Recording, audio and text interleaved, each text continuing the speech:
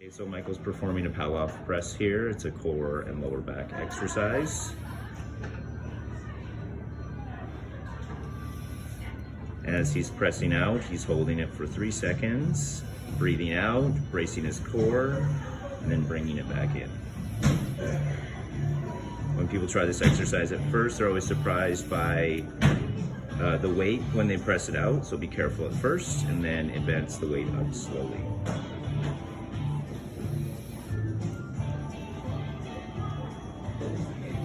This is one of my favorite core exercises that I perform different variations regularly.